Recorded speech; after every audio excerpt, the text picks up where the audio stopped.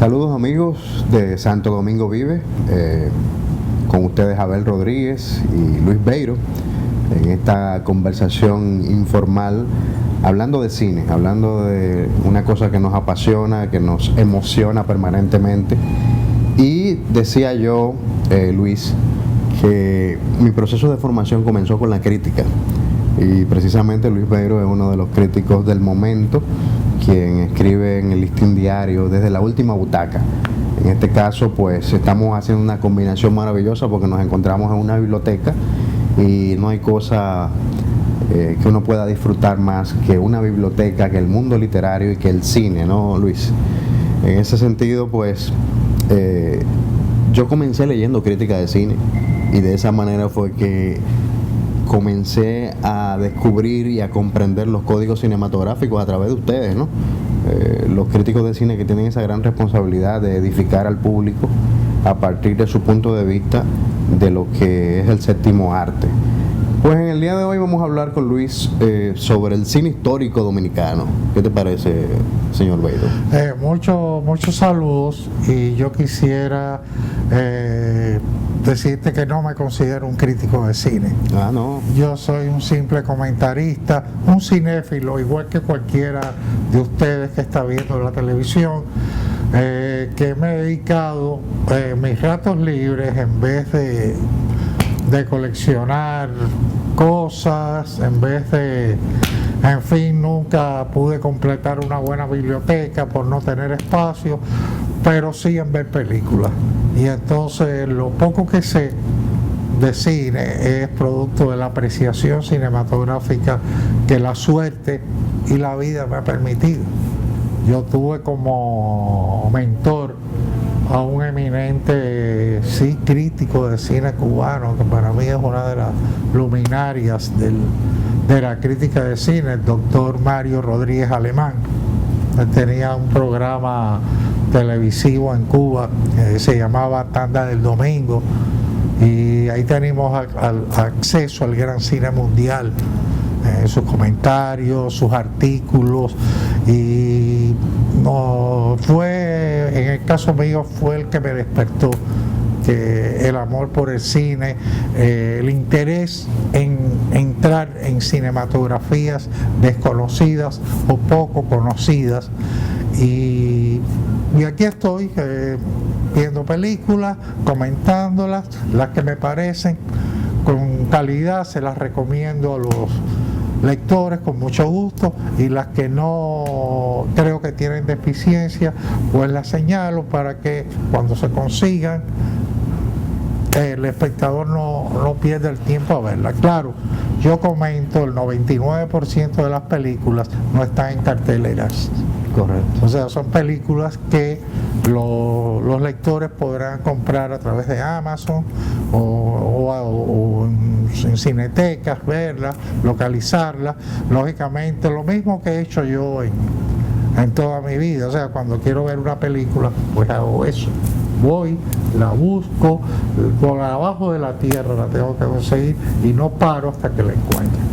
Y si la película tiene valores, modestamente considero los valores que tiene y nunca tomo una posición absoluta, porque no soy un comentarista, sino que pongo para que el lector se forme su propio criterio, claro, siempre dejando constancia mi parecer sobre esa obra, y que a partir de ese parecer, pues, el espectador dé la última palabra. Es un objetivo educativo. Correcto. Lo que yo persigo. Muy bien. Tú sabes que el crítico es un poco académico, sí, es un poco a veces, no sé, controversial. Tiene su forma, y yo enfrento el comentario de cine con un fin académico, con un fin de que el espectador busque, no se dé, no entre al primer cine que vea, vea, sino busque autores, busque países, busque momentos. Bueno, Luis, hablando de cine dominicano, tú sabes que la génesis de esta todavía joven cinematografía nacional, pues fue con un género que ahora es que tiene gran valor, ¿no? Es el cortometraje, pero también el documental. Francisco Palau, por allá por los años 20, fue el impulsador de esta cinematografía especial, y recordamos dos películas de Palau. Nuestra Señora de la Altagracia, ¿no? La procesión de Nuestra Señora de la Altagracia y Emboscada de Cupido. En un caso, él trató de hacer una especie de drama social, y en el otro una comedia. Y saltando rápidamente al siglo XXI en el que estamos, pues te cuento que nuestro cine sigue un poquito ambivalente en el asunto de la temática, ¿no? ¿Cómo manejamos esta cinematografía que no asume grandes riesgos y prefiere la comedia, el género popular, el género que atrae multitudes, y una historia simple que mueva a las masas? En nuestra cinematografía hay poco cine histórico de género dramático. ¿Cómo tú ves este punto de vista? Mira, me has hecho una pregunta que requiere varios programas para responder. Sí, porque no es para darte un criterio, sino que yo percibo que los que nos están viendo a través de la televisión, o sea, del canal, pues también se forje un criterio. Hay que ver, por eso yo prefiero dividir en partes, y tenemos que hacer otro programa sobre este tema. Yo creo que los amigos no se van a molestar por eso, todo lo contrario, porque es un tema muy interesante. Claro. Mira, lo primero que yo quiero que decir, la historia. ¿Qué es la historia? O sea, ¿qué significa para un país del mundo su historia?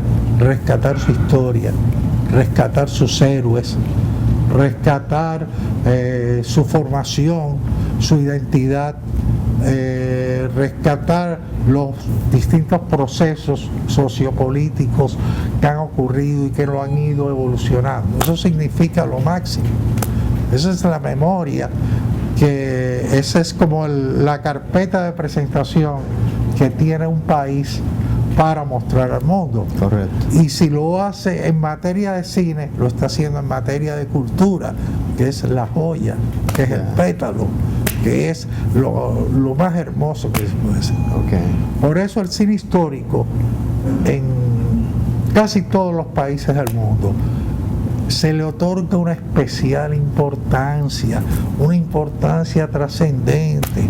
Incluso los estados, los gobiernos desvían una parte del presupuesto que dan o del poco presupuesto o del mucho presupuesto que dan para su cine, para obras de carácter histórico, porque los gobiernos tienen interés en que el pueblo se vea, porque el ciudadano se vea en la pantalla, vea sus momentos, vea su triunfo, vea sus antecedentes. Correcto. Que son el mismo, somos nosotros mismos. Te puedo poner ejemplos históricos. Vamos a empezar por Hollywood. Hollywood trasciende su historia nacional y todavía sigue haciendo una guerra civil, problemas sus políticos, sus presidentes. Lincoln, tú sabes que es una película que fue premiada, que hizo Spielberg, ahora se ha hecho otra película más sobre Lincoln. Y Estados Unidos siempre tiene un capítulo especial para sus películas históricas. Claro, la forma, el fondo, los objetivos mercuriales, eso es otra cosa. Correcto. Ahora esto es la importancia de un país. Vamos a otro país, la extinta Unión Soviética o Rusia.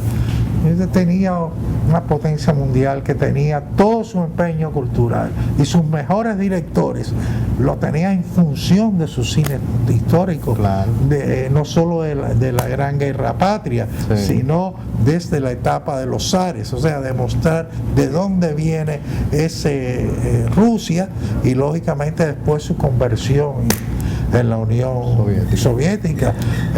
La película memorable tuviste de la Revolución de Octubre, el acorazado Potemkin, que esa escena de al final bajando por las escaleras, la escalera de Odessa. Eso es algo inolvidable, que el mundo compartió junto con los rusos ese momento. Correcto. Y entonces toda la Gran Guerra Patria, cómo se llevó al cine, la etapa de los zares, de toda la guerra. Pero si vamos a China continental, a China popular, la República Popular China, vemos también que el cine chino ha recreado toda su historia, y no en películas de artes marciales, sino toda esa revolución que hubo, la guerra civil, cómo se ha dado. Japón también tiene una línea histórica muy interesante, incluso muy crítica de su propia historia. Correcto. O sea, Japón ha sido un país que ha hecho sus directores de cine, porque siempre el artista en estos marcos tiende a solidarizarse cuando el país comete actos indebidos y lógicamente muestra la otra cara. Entonces Japón tiene dos grandes maestros del cine japonés, han hecho prodigios con esa etapa imperial expansiva de Japón en toda Asia, y han hecho películas incluso de la misma historia japonesa. Y si te vengo a hablar, podemos acabar hasta en Israel, más reciente. El cine israelí, que prácticamente aquí desconocemos, es un cine muy interesante, muy rico. Incluso muchos directores israelitas codirigen películas con los directores palestinos. Correcto. Y hacen denuncias tanto de un gobierno como del otro, de acontecimientos. No son películas guerreristas, son películas de un trasfondo que van dando esa evolución que ha tenido la sociedad hasta ahora. Entonces cada país tiene, yo vengo con un proyecto de una película, de un tema, en Venezuela, en Argentina, en México que ha sido la gran maestra de América como nación en el tema histórico, con toda su revolución, que hemos disfrutado películas hermosísimas con todo esto. Y vemos que los gobiernos, los estados, los institutos de cine, ese tipo de proyectos, si no tienen la suficiente cantidad mercurial para patrocinarlo, buscan fondos internacionales, ayudan a los productores a encontrar fondos por diversas vías para que esos proyectos se prioricen. Correcto. Y se hagan y se ejecuten y se perfeccionen. Si hay un guión que tiene algún problema, el mismo se le mira, llaman al guionista, este guión, la idea está buena, pero esto hay que mejorarlo, y buscan un co-guionista para que de CEP, incluso de otros países. Ahí tú ves las coproducciones. Cuando tú ves una coproducción es porque es una película que la primera versión no fue, y hubo que buscar técnicos internacionales para que quedara bien hecha, para que fuera una obra memorable. Entonces todo esto es un entramado que quiero llegar al punto de partida. El cine histórico hay que conservarlo, tenemos que hacerlo como algo sagrado. Nosotros tenemos, la historia dominicana es una historia tan rica, es una de las historias más ricas, si tú vienes a ver, del Caribe y Centroamérica, con una gente. Alguien decía una vez que aquí tenemos demasiados héroes. Yo diría que aquí tenemos a veces pocos héroes, porque los verdaderos héroes no los conocemos, o están escondidos, o vivieron en un perfil tan bajo como Juan Pablo Duarte, por ejemplo, que Duarte viene a rescatarse de verdad. Y entonces esa historia no está contada. Luis, y entonces este es un tema tal vez para tratarlo en otro comentario, pero yo lo que quiero es relanzar, la idea nuestra es que los estados están en la obligación de apoyarse en la cultura, para trascender su historia. Así y es. La cultura es, bueno, aquí tenemos la bibliografía dominicana sobre historia es muy superior a cualquier otro tipo de arte.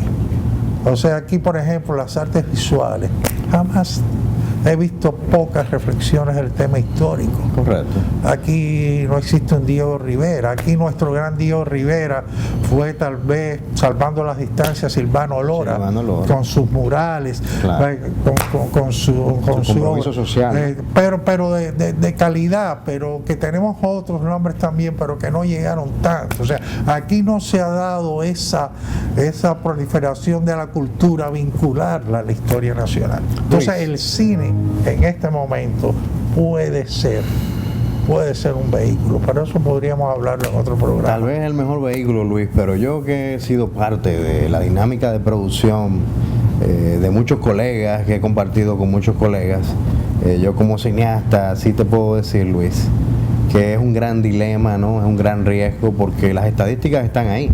Nuestras películas históricas, las pocas películas históricas que se han hecho, la mayoría de la gente no las ve y representa un gran fracaso económico. Si nos ponemos a hacer un listado ahora mismo y buscamos las estadísticas de la audiencia, nos damos cuenta de que el arte, que también es un negocio, no tiene manera de casarse, ¿no? No hay manera de armonizar esas dos situaciones, y la mayoría de nuestros cineastas, de nuestros colegas, prefieren ir a lo seguro, a la comedia, al género comercial, al proyecto que asegura la devolución de la plata, que es al fin y al cabo uno de los propósitos de hacer cine, el cine de entretenimiento. Ahora, ¿qué comedias pudiéramos pensar que funciona en el cine dominicano? Mira, eso que tú dices ocurre no solo en República Dominicana, eso ocurre en todas las cinematografías. O sea, eso es un problema mundial, y eso solo se resuelve con estudio, con formación profesional, como hicieron los rusos en la etapa de la Unión Soviética, Mosfilm. ¿Pero de la audiencia o de los cineastas? No, de los cineastas primero, porque tú tienes que crear un público. Okay. Mosfilm fue un ejemplo. Ahí estudiaron, por favor, ahí se graduó la escuela más importante de todo, prácticamente de una generación, y muchos directores de América Latina estudiaron en Mosfilm. Correcto. Pero tú no puedes dejar a un lado también el Centro Experimental de Cinematografía de Roma, claro, Cinecittà, donde incluso ahí se formaron todos los directores fundadores del Instituto Cubano de Cine. Correcto. Del ICAI, Tomás Gutiérrez Alea, Julio García Espinosa, Héctor Almendros.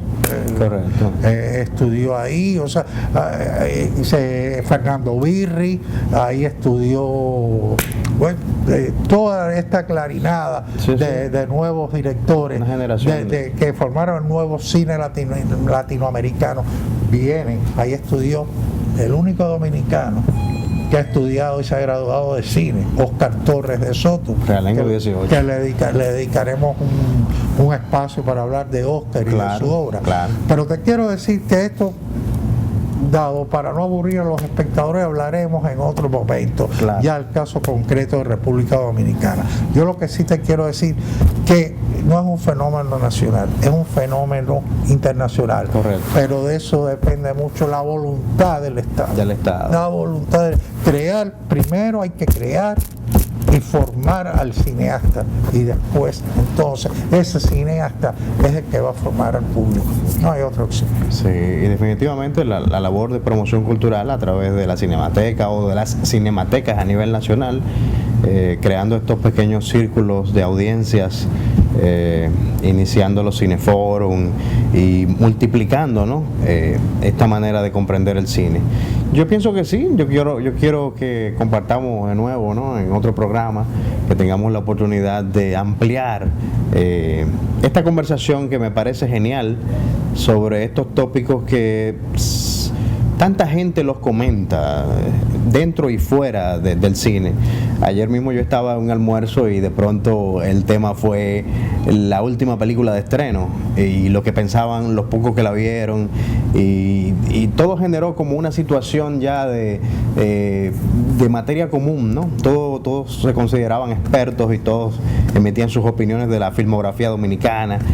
Y por supuesto yo creo que también debemos hablar de el fenómeno René Fortunato, de la filmografía de René Fortunato con sus joyas documentales. Yo creo que es uno de los grandes aportes del cine dominicano. Pero como tú dices, tendremos tiempo para hablar de esos temas en otro programa.